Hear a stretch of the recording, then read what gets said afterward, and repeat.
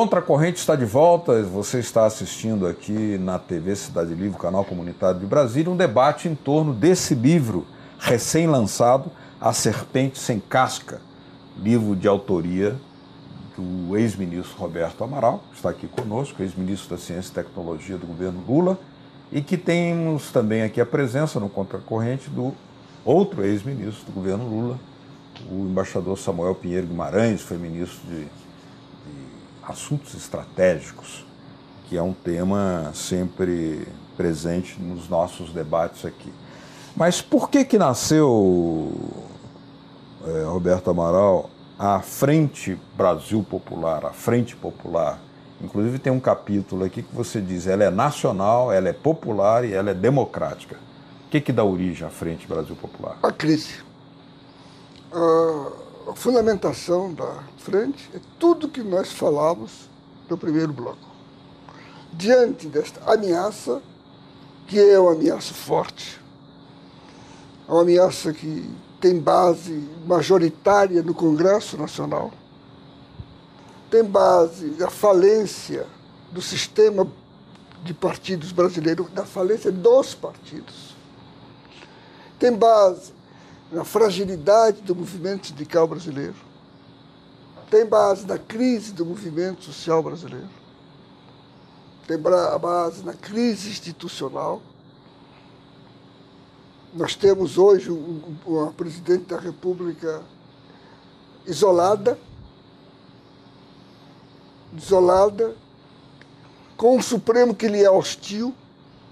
Nós temos hoje um ministro do Supremo que assume descaradamente o papel de líder da oposição. Nós temos um Tribunal de Contas, que não é tribunal, é um mero Conselho de Contas, que faz parte, que é um braço do grande povo da oposição. Nós temos contra a democracia, contra a legalidade, contra o governo, a unanimidade da imprensa brasileira, o monopólio da oposição pelos meios de comunicação de massa.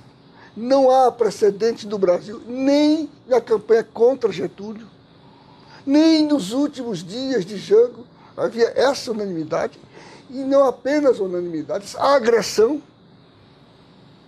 a violência com que, o nível de violência que chegou a imprensa brasileira contra o governo e contra as pessoas. Naquela época havia pelo menos o jornal Última Hora, nacionalista e democrático. E havia outros, havia divergências. Hoje é unanimidade. E não havia esse nível de agressividade, de desrespeito à figura da presidente, o desrespeito institucional e o desrespeito como pessoa humana. Como pessoa humana. A ameaça a todos os direitos civis, a ameaça à demarcação dos índios, a ameaça à empresa nacional, a ameaça às empresas estatais, a ameaça à Petrobras. Esse conjunto de ameaças de deformação do Estado brasileiro, de deformação e de sobreposição e de esmagamento dos direitos dos trabalhadores, do povo, isso faz com que você precise de a frente, é um instrumento de defesa dos oprimidos. Os fortes, os grandes, os poderosos não precisam de frente. Nós precisávamos de uma frente, porque só a nossa unidade poderá fazer face para resistir, para conservar o que temos e avançar. A frente, não vou citar os exemplos clássicos da história, como Front Populaire, aqui no Brasil, foi uma política de frente que derrotou a ditadura em 64, foi uma política de frente que derrotou a tortura, foi uma política de frente que nos deu a Constituinte, foi uma política de frente que implodiu o colégio da ditadura montado para eleger o sucessor. Ou seja, os nossos avanços derivaram de política de frente. E hoje ela se impõe novamente. Por que frente? E o que quer dizer frente? Frente é a união de não iguais, que tem uma convergência do fundamental. Os iguais fazem um partido. A frente não. A frente reúne pessoas diferentes, pensamentos políticos diferentes, unificados em torno do objetivo maior. Mas qual é a convergência em torno de quê? A defesa da democracia, a defesa dos interesses dos trabalhadores, o avanço dos interesses populares, civis e sociais. Quem entender que é fundamental manter o mandato da Dilma, quem entender que é fundamental manter as prerrogativas do povo brasileiro, quem entender que é fundamental mudar a política de comunicação no Brasil, quem entender que é fundamental a defesa da empresa estatal, quem entender que é fundamental a defesa da empresa nacional, mesmo privada, o nosso chamamento se dirige a essas pessoas. Não é eu quero assinalar uma coisa, não é uma frente de esquerda, nem quer ser uma frente de esquerda. É uma frente ampla, na qual cabe a esquerda, mas cabe também os liberais, cabe os progressistas. Não é uma frente de partidos, nem é partidária, mas cabe os partidos, sem hegemonia de partido. Ela precisa ser, ela quer ser popular. O que quer dizer com popular? Ela nasce de baixo. Ela não é um apelo feito pelos partidos. São os sindicatos, é a CUT, é a CTB, é a União Nacional dos Estudantes. São os movimentos sociais que se organizaram e chegaram no dia 5 de outubro em Belo Horizonte e lançaram o projeto da frente. Ela não é eleitoral, ela é estratégica, ela é na frente no processo de resistência ao avanço da direita e de construção de uma nova sociedade. Isso é um projeto estratégico. No momento, na ação tática, ela defende a legalidade democrática, ela combate o impeachment e combate as formas de golpe. Muito bem. Depois do nascimento dessa frente, ocorreram alguns movimentos importantes no xadrez político nacional, embaixador, e que eu pediria os seus comentários, porque a frente nasce, causa uma expectativa muito positiva nas forças progressistas, democráticas, no sentido amplo da palavra, né? Não exclusivamente de esquerda, mas também estimula movimentos importantes no sentido de produzir algum tipo de ampliação da base parlamentar que pode, digamos, prevenir ou enfrentar com sucesso qualquer tentativa de impeachment que não tem provas cabais nenhuma para ser apresentada contra a presidente Dilma.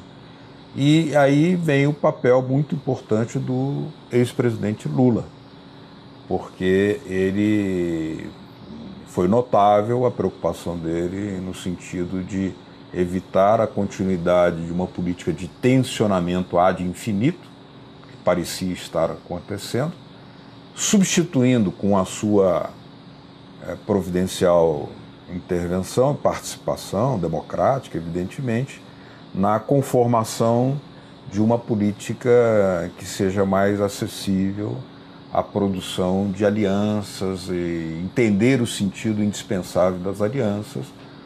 E eu gostaria que o senhor fizesse alguns comentários sobre esse novo cenário que seguramente ainda não debelou por todo o perigo do impeachment. O incêndio foi diminuído, mas ainda há incêndio, mas de certa forma apontou um caminho mais razoável para a política. Quem é minoritário não pode se dar ao luxo de fazer uma política como se fosse um arrogante majoritário. Concorda?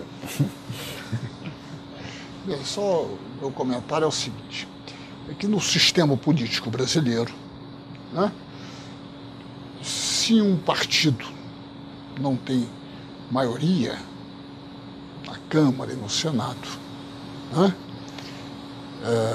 ele necessita fazer alianças para poder fazer avançar os seus projetos e impedir projetos que sejam contrários às suas diretrizes. E simplesmente para governar. E isso significa governar. Significa governar, você poder executar os seus projetos e o seu dia a dia e assim por diante, né? Então isso, na minha opinião, leva à necessidade indispensável de cumprir compromissos. Quer dizer, eu acho que está acima da questão política a questão moral, se gosta de um deputado, se não gosta, isso tudo é muito complexo. né? É verdade. Então, atitudes como, digamos, o Congresso é assim, é o assado, o fato é que ele existe. Como ele existe, tem um mandato, né? E tem certas prerrogativas legislativas. Então, é muito importante a capacidade que você mencionou de você articular uma relação entre o Executivo e o Congresso, mas também em relação ao Judiciário, em relação à sociedade, assim por diante, que permita sustentar um programa de governo. O programa de governo que foi aprovado pelo povo brasileiro é o programa de governo da campanha eleitoral. É este que foi aprovado, né? Quer dizer, é um programa de governo que tem como objetivo o desenvolvimento, tem como objetivo os direitos sociais e dos trabalhadores, e tem como objetivo a democracia, né? Esse é o programa de governo, né? Que é o programa da frente, se eu entendi bem. Se fosse resumir, né? A questão do desenvolvimento, da democracia e dos direitos sociais, de forma mais ampla, né? Desenvolvimento com distribuição de renda. Pois é, desenvolvimento com distribuição de renda, que já aí você pode classificar como um direito social. Enfim, defesa da Petrobras, que está ameaçadíssima. Que é um problema de desenvolvimento. Se não tiver a Petrobras, não vai ter muito desenvolvimento, né? Você pode ter outro tipo de desenvolvimento, né? Desenvolvimento exógeno, se você quiser, né? Mas, de toda forma, então você precisa disso. Então é preciso, e aí o presidente Lula tem uma participação muito importante, porque o presidente Lula tem a credibilidade necessária para articular, digamos, na minha opinião, né? Articular o apoio a um programa de governo, né? Junto aos operários, junto aos movimentos sociais, junto aos empresários, junto a vários partidos políticos, e não somente junto ao PT, né? Eu acho isso, né? Que ele pode ter uma função muito importante. Nesse processo, a Frente Ampla, como Frente Popular. Frente Ampla, Frente Popular, Democrática, Nacional, né? Né? Que o Amaral defende, da qual eu participo, né? Tenho a honra de participar, né? Não é verdade? São incentivadores. Não é? Ela tem um papel muito importante, que é porque você precisa dos movimentos, você não vai resistir àquele movimento que havíamos comentado antes, que é de redução dos trabalhadores, dos direitos dos trabalhadores, redução do papel do Estado, redução da democracia. Por exemplo, um projeto que está aí para ser aprovado, com a redução do tempo das campanhas eleitorais, é um projeto antidemocrático, na minha opinião, porque ele dificulta o debate político. O ideal deles é que a eleição não tivesse debate nenhum, fosse um mês. E se possível não tivesse eleição, se possível não tivesse. Isso que atrapalha. Não é? Quer dizer, então você tem uma série aí de iniciativas antidemocráticas, são várias, essa é uma, mas há outras, né? Há muitas outras, a iniciativa do financiamento privado das campanhas, né? Ele está aí. Né?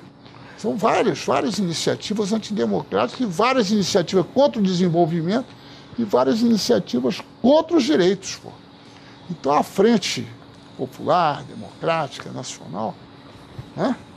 Ela pode ter uma função, na minha opinião, muito importante, que é de procurar agregar as lideranças desses movimentos, né? Em defesa, em primeiro lugar, da democracia, né? Em primeiro lugar, do mandato da presidenta Dilma. Mas, em segundo lugar, do programa de governo. O programa de governo tem que ser democrático, tem que ser nacional, de defesa da nacionalidade, né? Tem que ser social. Quer dizer, o programa de governo que deve ser executado, ele deve defender os interesses do trabalhador, deve ser contra a terceirização. Não pode ter uma atitude dúbia, digamos, ambígua, dúbia, ou silenciosa, né? Não é verdade? Então, nisso tudo, eu acho que a frente, de um lado, o presidente Lula, de outro. Eu preciso lembrar que o grande objetivo das forças reacionárias é recuperar o poder que exerceram durante 503 anos. 502 anos, né? Em 2018. Esse é o grande objetivo. Né? Esse é o grande objetivo. Retomar. Né? É retomar o controle total. Tem controle de parte.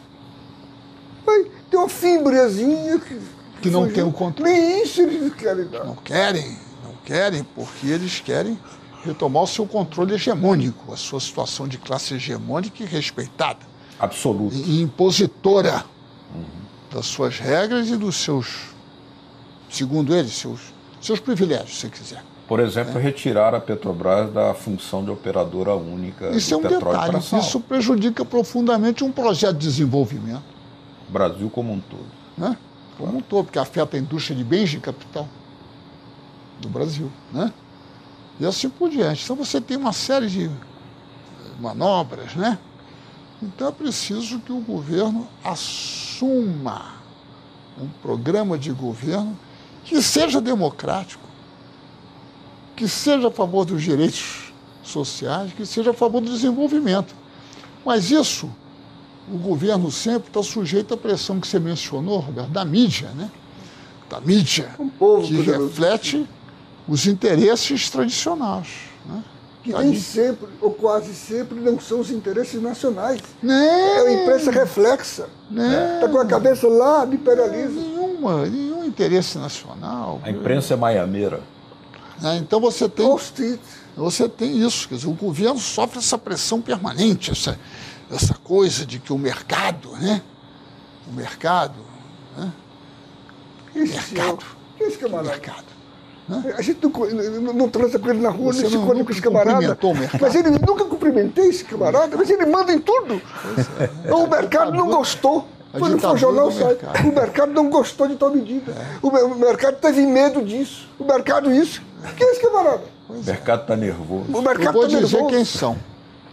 Segundo a Receita Federal, recentemente foi publicada a lista dos 71.740 brasileiros, indivíduos, não famílias, indivíduos, que têm uma renda anual de 300 bilhões, eu vou repetir, pode haver as pessoas não... 300 bilhões de reais, e que não pagam imposto sobre 2/3 dessa renda, que ganham, na média, 4 milhões de reais por mês. Não pagam imposto sobre 2/3 dessa renda. Por quê? Porque em 1995, o presidente Fernando Henrique Cardoso propôs e aprovou uma lei, né, isentando de impostos os rendimentos sobre o capital. Reforma tributária a favor do capital. Pois é, fez uma reforma. Bem, então esse é o mercado, são essas pessoas. São essas pessoas que têm os títulos do Tesouro, que querem o aumento da taxa de juros, são os proprietários dos bancos, são os proprietários das grandes empresas. Esse é o mercado. Olha, uma interrupçãozinha. Por favor. Se o nosso governo, e isto nós pedimos e cobramos do nosso governo, taxasse 0,5% da renda anual, do capital, das fortunas superiores a 54 milhões, é muita coisa. É um número pequeno de pessoas. Muitíssimo. Isso daria uma receita de 90 bilhões de reais. E teria resolvido o problema. E não se falaria em déficit, se falaria em nada. O problema é que o programa de ajuste ele vai para o lado da despesa. E não vai para o lado... Quando se fala em receita, aí é o horror. Mas você acha que dá para corrigir esse rumo aí? Entendeu? A política... Digamos, a Frente Popular pode contribuir para que ache uma... Esse é o objetivo. Há uma discussão que é primária entre quem não sabe a diferença entre tática e estratégia. Quem é o ovo, quem é a galinha. Política é pura e exclusivamente. Qualquer política em qualquer nível. Até no nível familiar é correlação de forças. Nós precisamos de um governo cuja relação de forças lhe dê condições de fazer essas modificações. Não é o problema de discutir as modificações, é ter o governo, fortalecer o governo para que ele possa fazer essas modificações. Hoje não há essa correlação de forças. Nós temos que criar, aí são as funções da frente, um ambiente nacional de luta em defesa dessas modificações, sem desprezar a defesa do governo. Foi assim quando começou a Petrobras. Se dizia, o Brasil não tem petróleo. Se o Brasil tiver petróleo, não tem dinheiro. Estadão publicou Se tiver dinheiro, não tem tecnologia. Como manchete, que era uma loucura um presidente foi uma campanha, Petrobras. Foi uma campanha nacional. Foi uma campanha nacional. Foi uma campanha. Os militares junto com os trabalhadores alguns militares. O Gustavo Corsão dizia que era uma loucura esse lago, porque a terra era permeável, ele ia secar, tá aí o bicho há 60 anos não secou.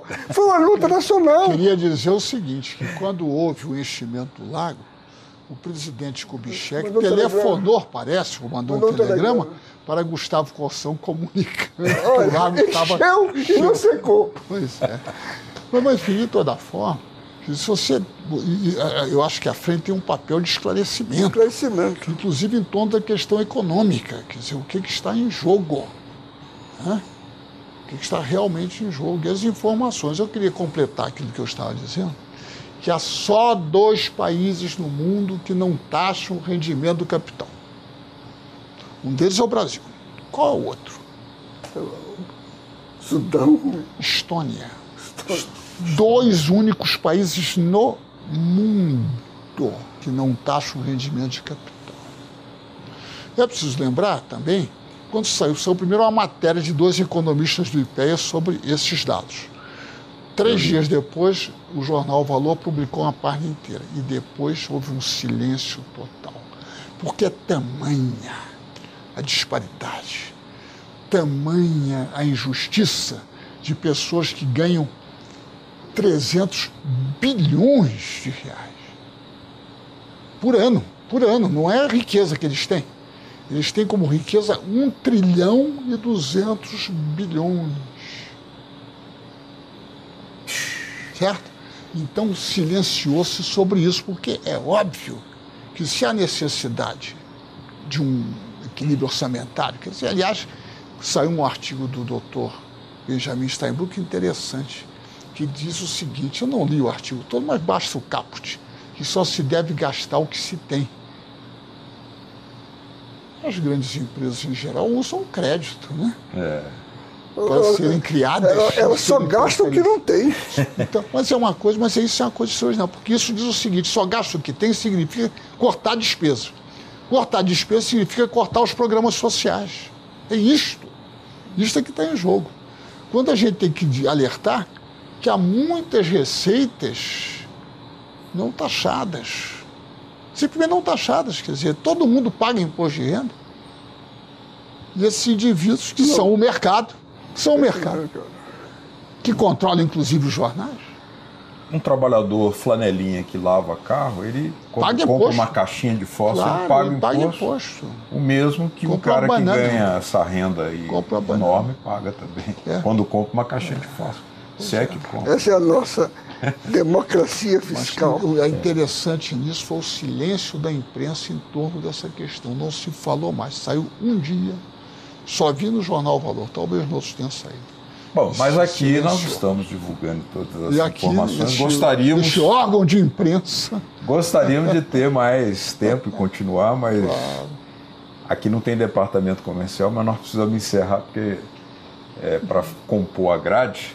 E nós encerramos aqui agradecendo a presença do ex-ministro Roberto Amaral, recomendando esse livro, A Serpente Sem Casca, da crise, entre aspas, porque a crise também é exacerbada, exagerada, fabricada muitas vezes pelos meios de comunicação que têm compromisso mais com o capital do que com a verdade, da crise à Frente Popular, livro de Roberto Amaral, ex-ministro, está aqui presente. Muito obrigado, ministro. Eu que agradeço, Roberto. E agradeço também a presença do embaixador Samuel Pinheiro Guimarães, ex-ministro de Assuntos Estratégicos, ambos ex-ministros do governo Lula, que continuam aqui nos alertando para o perigo do golpe. Ele ainda não foi debelado, é preciso mobilização, é preciso frente única de todas as forças progressistas democráticas do país, não frente de esquerda só, não. Frente, inclusive, com os empresários da engenharia nacional, setores produtivos ligados ao mercado interno. Os pequenos produtores. Pequenos produtores, para que nós possamos debelar definitivamente essa tentativa de impedir que aqueles que ganham essa montanha de recursos e que reclamam do Bolsa Família possam voltar a ter uma hegemonia absoluta no nosso país. Muito obrigado a vocês. Muito obrigado. Obrigado. Muito obrigado a vocês por terem nos acompanhado aqui no programa Contra a Corrente. Continue com a nossa programação. Até lá. Tchau.